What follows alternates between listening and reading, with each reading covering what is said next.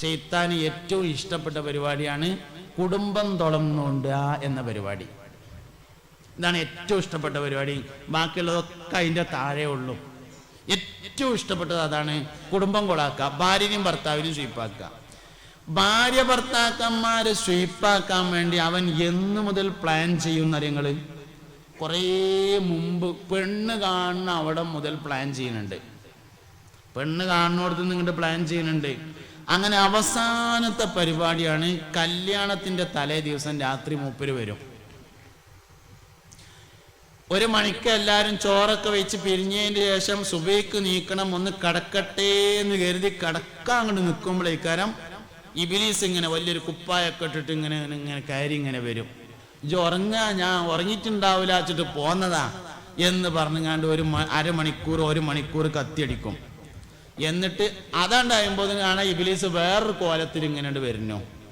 അങ്ങനെ പുതിയാപ്പിളൻ്റെയും പെണ്ണിൻ്റെ വാപ്പയായ വലിയൻ്റെയും സുബ്ഹി നിസ്കാരം ഖള ആക്കിക്കൊണ്ടാണ് ആദ്യമായി പിശാച് കുടുംബജീവിതത്തിലേക്ക് കടന്നു വരുന്നത്. അതിനുള്ള പല വകുപ്പും മൂപ്പരടുത്തുണ്ടാവും. രാത്രി പരമാവധി നേരം വൈകിച്ചിങ്ങാണ്ട് അപ്പൊ കുടുംബം പ്രശ്നമാക്കുക എന്നുള്ളതാണ് ശൈത്താൻ ഏറ്റവും ഇഷ്ടപ്പെട്ട പരിപാടി. അത് കഴിഞ്ഞിട്ടാണ് ബാക്കിയുള്ള എല്ലാ കാര്യങ്ങളും ഉള്ളത്. ഈ വിഷയങ്ങളൊക്കെ നമ്മൾ മനസ്സിലാക്കണം. കാര്യങ്ങൾ മനസ്സിലായാലും നന്നാവാത്ത ആരുമില്ല എന്നുള്ളതാണ്. ഇന്നിപ്പോ മുസ്ലിം ഭൂരിപക്ഷ പ്രദേശങ്ങൾ പ്രത്യേകിച്ചും ലഹരിയുടെ പിടിയിൽ അകപ്പെട്ടുകൊണ്ടിരിക്കുകയാണ്. നമ്മൾ ആരെയും കുറ്റപ്പെടുത്തിയിട്ടൊന്നും കാര്യമില്ല. നമുക്ക് നോക്കാൻ ഒഴിവില്ലായിട്ടാണ്, വേറെ ഒന്നുമല്ല. നമുക്ക് നോക്കാൻ ഒഴിവില്ലായിട്ടാണ് സംഗതി. ഉമ്മാര് നല്ലോണം നോക്കണം, വാപ്പാര് അത്ര തന്നെ ഇല്ലെങ്കിലും നല്ലോണം നോക്കണം. പാപ്പ എപ്പോഴും പെരയിലുണ്ടാവില്ലല്ലോ, ഇമ്മ എപ്പോഴും പെരയിലുണ്ടാവും. ഒരു കുട്ടി ലഹരി ഉപയോഗിക്കുന്നുണ്ട് എന്ന് മനസ്സിലാക്കാൻ ഒരുപാട് അടയാളങ്ങളുണ്ട്.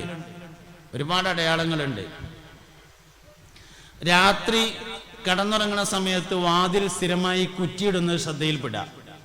ഒരാൾ ഒറ്റക്ക് ഉറങ്ങുന്ന റൂമിന്റെ വാതിൽ കുറ്റിയിടേണ്ട ആവശ്യമില്ല. പക്ഷേ എന്തായാലും കുറ്റിയിടുന്നുണ്ടെങ്കിൽ സംശയിക്കണം.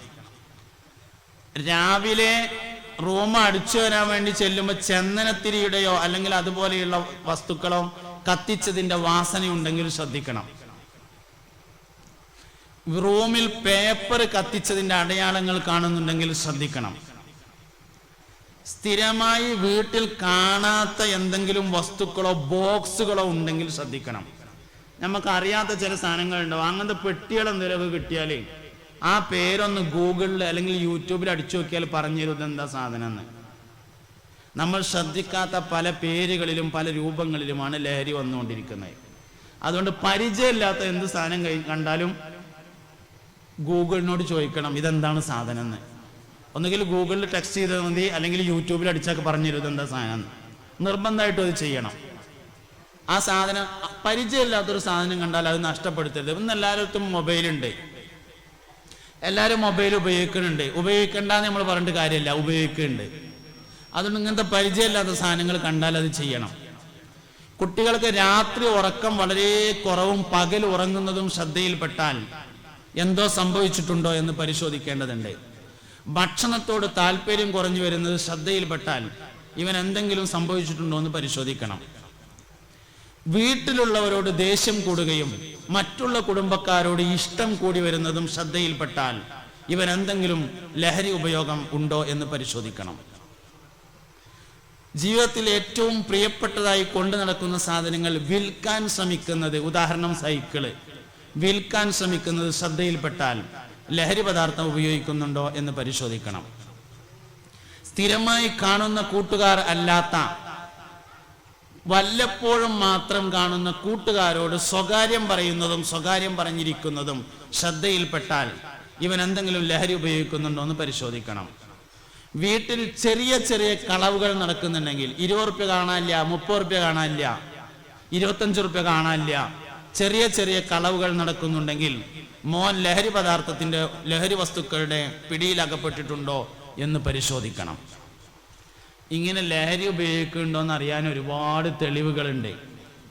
ഇതൊക്കെ കാണുമ്പോൾ ഇന്റെ കുട്ടി അങ്ങനെയൊന്നും ആവൂല എന്ന് വിചാരിക്കരുത്, ശ്രദ്ധിക്കണം എന്നാ ഞാൻ പറഞ്ഞത്. അല്ലാതെ രാത്രി ഉറക്കം കുറവും പകൽ ഉറങ്ങിയോനും കഞ്ചാവ് വലിച്ചിട്ടുണ്ട് എന്ന് ഞാൻ പറഞ്ഞിട്ടില്ല. അങ്ങനെ സംഭവിക്കുന്നുണ്ടെങ്കിൽ ശ്രദ്ധിക്കേണ്ടതുണ്ട് എന്നാണ് ഞാൻ പറഞ്ഞത്. 10 കാരണങ്ങൾ ഞാൻ പറഞ്ഞു. ഈ 10ൽ 3 ഒത്തുവരാണെങ്കിൽ സംഗതി ഉപയോഗമുണ്ട് എന്ന് ഉറപ്പിച്ചോളി. 1 ഉള്ളെങ്കിൽ നിങ്ങൾ നല്ലോണം സൂക്ഷിച്ചാൽ മതി. ഒരു കഞ്ചാവിനൊന്നും പെട്ടെന്ന് അഡിക്റ്റ് ആവൂല. അഡിക്റ്റ് ആവുന്നത് കുറെ സമയത്തിന് ശേഷമാണ്. അഡിക്റ്റ് ആവുന്നതിന് മുമ്പ് നമ്മുടെ ശ്രദ്ധയിൽ അത് വന്നാൽ നമുക്ക് വേഗത്തിൽ മാറ്റാൻ കഴിയും. ദൗർഭാഗ്യകരമായ ഒരു കാര്യമാണ്, മുസ്ലിം ഭൂരിപക്ഷ പ്രദേശങ്ങളെയാണ് കഞ്ചാവ് മാഫിയയും ലഹരി പദാർത്ഥ മാഫിയയും ഏറ്റവും കൂടുതൽ പിടിമുറുക്കാൻ വേണ്ടി ശ്രമിക്കുന്നത്. അതുകൊണ്ട് നമ്മൾ വളരെയധികം ശ്രദ്ധയോടുകൂടെ നീങ്ങണം. കുട്ടികളൊക്കെ ഇപ്പൊ ചാടിപ്പോവുക എന്നാ പറഞ്ഞത്, ആരും നടന്നു പോണില്ല എന്നാ പറഞ്ഞു കേൾക്കണത്. പ്രത്യേകിച്ച് പെൺകുട്ടികളൊക്കെ ചാടിയിട്ട് അത്ര ഇപ്പൊ പോക്ക്, ആരും നടക്കണില്ല. രക്ഷിതാക്കൾ മനസ്സിലാക്കേണ്ട ഒരു കാര്യം എന്താ വെച്ചാൽ, ഒരു ദിവസം നേരം വെളുക്കുമ്പോൾ ഒരു കുട്ടിയും ചാടൂല. ചാടണമെങ്കിൽ ആദ്യം 5 സ്റ്റേജുകൾ കഴിയണം. 6ാം സ്റ്റേജിലാണ് ചാട്ടം. ചാടണതിന് മുമ്പ് 5 കാര്യങ്ങളുണ്ട്. 1ാമത്തെ കാര്യം മുആയനത്ത് എന്ന് പറയുന്നതാണ്. കണ്ടപ്പോൾ ഇഷ്ടം തോന്നി, അതിന് ഫിസിക്കൽ അട്രാക്ഷൻ എന്നാണ് ഇംഗ്ലീഷിൽ പറയാ. ശാരീരികമായ ആകർഷണീയതയാണ് ആദ്യം ഉണ്ടാകുക. ഒരു മനുഷ്യൻ മറ്റൊരു മനുഷ്യനെ ആകർഷിക്കുന്നത് 3 കാര്യങ്ങളാണ്. ഒന്നുകിൽ സംസാരമാണ്, അല്ലെങ്കിൽ സംസ്കാരമാണ്, അല്ലെങ്കിൽ സ്വഭാവമാണ്. 3 കാര്യമാണ് ഒരാൾ വേറൊരാളെ ആകർഷിക്കുക. സംസാരം ആകർഷിക്കുക, സംസ്കാരം ആകർഷിക്കുക, സ്വഭാവം ആകർഷിക്കുക. 8ാം ക്ലാസ്സിൽ പഠിക്കുന്ന പെൺകുട്ടി ഒരു ദിവസം സ്കൂൾ വിട്ടിട്ട് വീട്ടിൽ വന്നപ്പോൾ പറഞ്ഞു, ഞങ്ങളെ ക്ലാസ്സിലുണ്ട് ഒരു കുട്ടി, നല്ല ഉഷാറായിട്ട് പാട്ടുപാടും ഉമ്മ എന്ന് പറഞ്ഞാല് ഫിസിക്കൽ അട്രാക്ഷൻ ആണത് എന്ന് ഉമ്മാക്ക് മനസ്സിലാക്കാൻ പറ്റണം.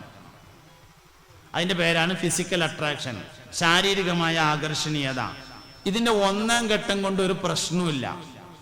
ഇത് കൂടി വരുന്നതിനനുസരിച്ചേ പ്രശ്നമാവുള്ളൂ. ഒരു ശാരീരികമായ ആകർഷണീയത ഉണ്ടായെന്ന് എഴുതിയിട്ടൊന്നും സംഭവിക്കൂല. 2ാം ഘട്ടത്തിലേക്ക് പോയാൽ പ്രശ്നമായി. 1ാം ഘട്ടം ഫിസിക്കൽ അട്രാക്ഷൻ ആണ്. ശാരീരികമായി എന്തും ആകർഷിക്കാം. ഇമ്മ ഞങ്ങളെ സ്കൂളിലുണ്ട് നല്ല തടിച്ചിട്ടൊരു കുട്ടി, അവന്റെ നടത്തം ഇങ്ങനെ കണ്ടാലേ എന്ന് പറയുകയാണെങ്കിൽ ഫിസിക്കൽ അട്രാക്ഷൻ ആണ് നടന്നിട്ടുള്ളത്. അല്ലെങ്കിൽ തടിഞ്ഞോത്തൊരു കുട്ടിയുണ്ട് എന്ന് പറഞ്ഞാൽ അതും അതന്നെയാണ് സംഭവം. ഞങ്ങളെ ക്ലാസ്സിലുണ്ട് ഒരു കുട്ടി നല്ല ഓത്താണ് എന്ന് പറഞ്ഞാലും സാധനം അതന്നെയാണ്.